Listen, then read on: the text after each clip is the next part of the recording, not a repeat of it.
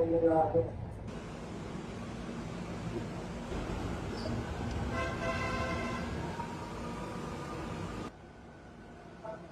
sila ng mga kasayero, pakilasan mo ang mga personal belongings.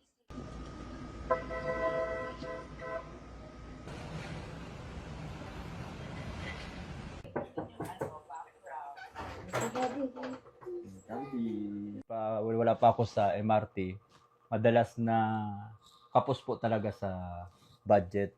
Halimbawa, ihahati ko halimbawa sa 50 pesos na manok, 50 pesos na baboy, tapos yung iba hotdog, gulay, tapos Samya. may bigas.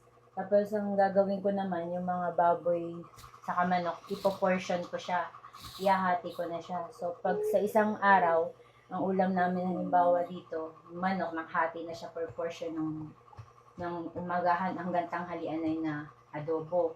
Tapos sa gabi, doon lang kami mag-itlog. Talagang tipid. Tipid na tipid talaga. Nung ako po ay nasa MRT na, yung budgeting po namin, hindi na po kami masyadong nahihirapan. Kung ano po meron kami ngayon, yun po ay dahil sa nabago, dahil sa pagiging empleyado ko ng MRT.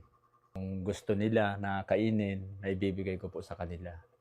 Sarap namin lagi na may gulay, may mga itlog, yung talagang masusustansya. Hanggat maaari, ako po yung naghahain ng mga lutong ulam para sa pamilya ko po. At ito rin po ang pinagpapasalamat ko sa MRT na hindi po nagugutom ang aking pamilya. Maibigay ko yung mga masusustansyang pagkain para sa aking mga anak. Pinapangako ko po na lalo ko pong pagbubutihin ang aking pagtatrabaho sa MRT para yun po yung maging ambag ko sa pagbibigay po sa mananakay ng maayos na serbisyo. Marami pong salamat sa inyong patuloy na pagtangkilik sa DOTR MRT3.